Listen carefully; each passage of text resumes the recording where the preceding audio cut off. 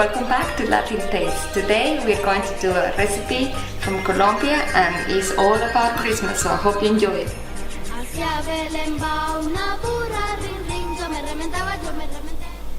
Today's recipe is called buñuelos.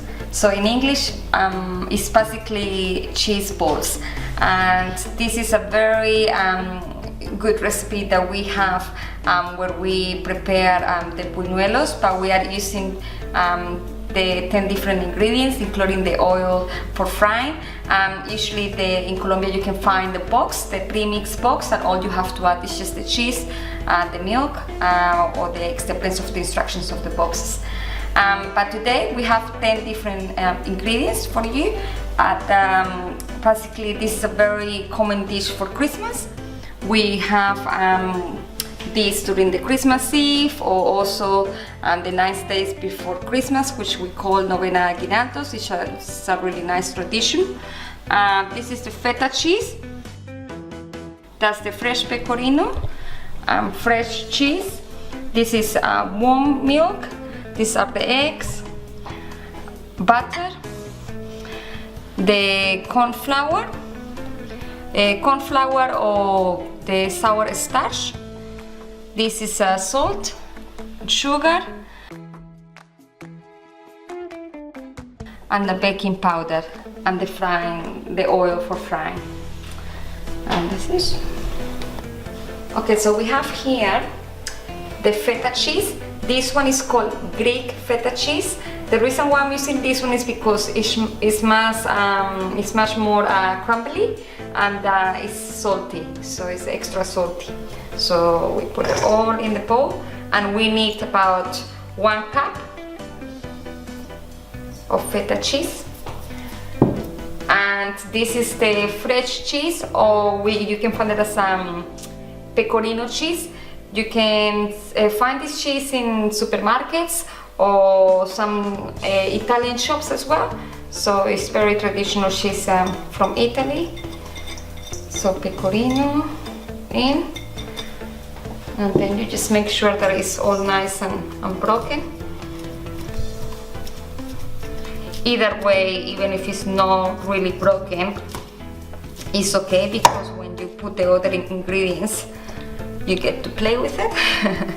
No, you get to use your hands to mix the dough. And then we have the eggs here. So it's 2 eggs, and they need to be slightly beaten. So that's what I have ready there.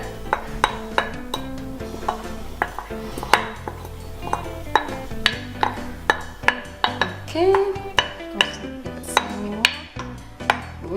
Okay, that's that. And then we have the butter. This is the salted butter. You can use unsalted, either way is fine. And it just needs to be nice and melted, so that should be enough for the recipe, just to give that softness and extra flavor to the dish. And then we have the milk. It's just 1 tablespoon, and it just needs to be warm or room temperature, and this is just a full cream milk. So in it goes, just to make it all the ingredients to come together. That's what it helps. And then we just need a pinch of salt. So just there, a pinch goes in, and then the sugar, and that's just to balance all the ingredients out of the salt, because it's a little bit salty. And the sugar is just 1 teaspoon.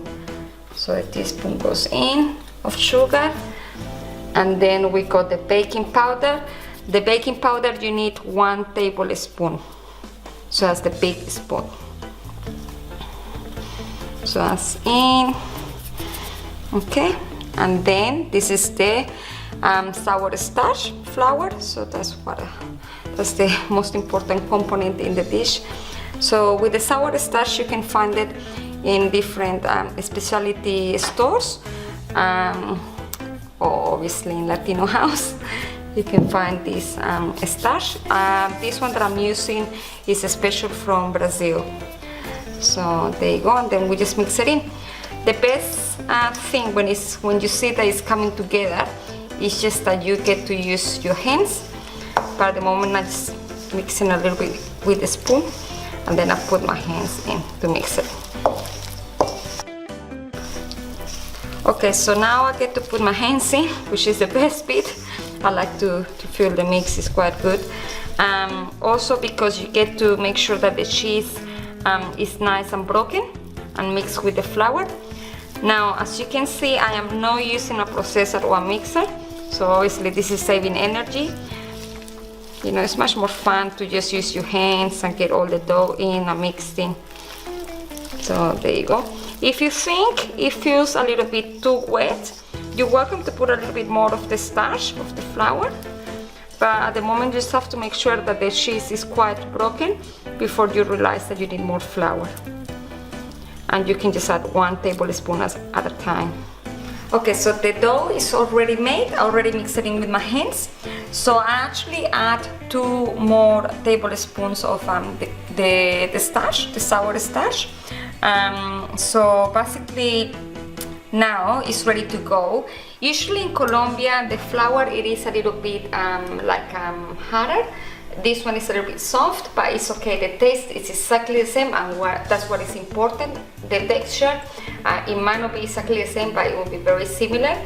And I am using a spoon just so because it's a little bit smooth, but yeah, we meant to be rolling it with our hands and putting it in the oil. Now, this is my favorite saucepan. As you can see, it's very old. It's like used, but basically I like it because it's small, and it's better to use a saucepan than an actual fry pan because as you can see, the oil is hot. So when we put the bowls of the buñuelos in it, the mix inside one by one, when they start getting really nice and golden, we actually need to remove them off the fire so the oil gets cooled down and the dough gets cooked properly, not just on the outside. So it's just a little trick for the buñuelos that we need to manage the temperature of the oil. Okay, so we get 1 spoon of the mix and we put it right in. As you can see, it's nice and hot.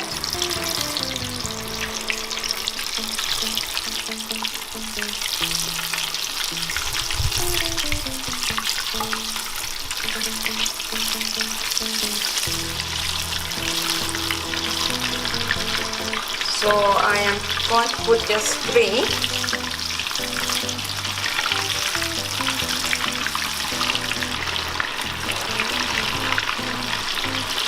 And then, as you can see, it's very hot, so you move it off the fire and you let it sit there for a few minutes and it will just calm down.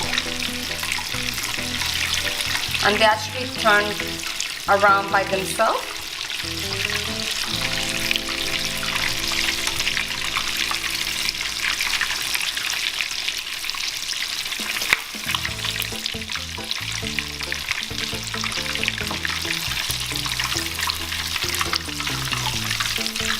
It's nice and golden.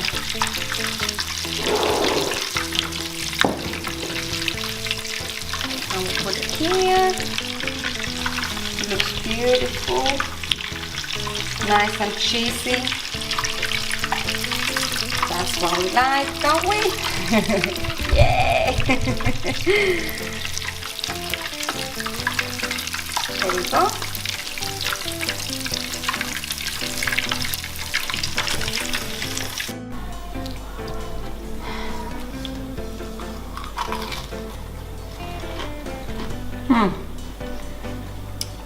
It's just beautiful. It's nice and crunchy, and it has that very strong cheese flavor, which is what you're really looking for. As you bite, you know, it kind of melts in your mouth as well, and it's fantastic, and I love the crunchiness of it.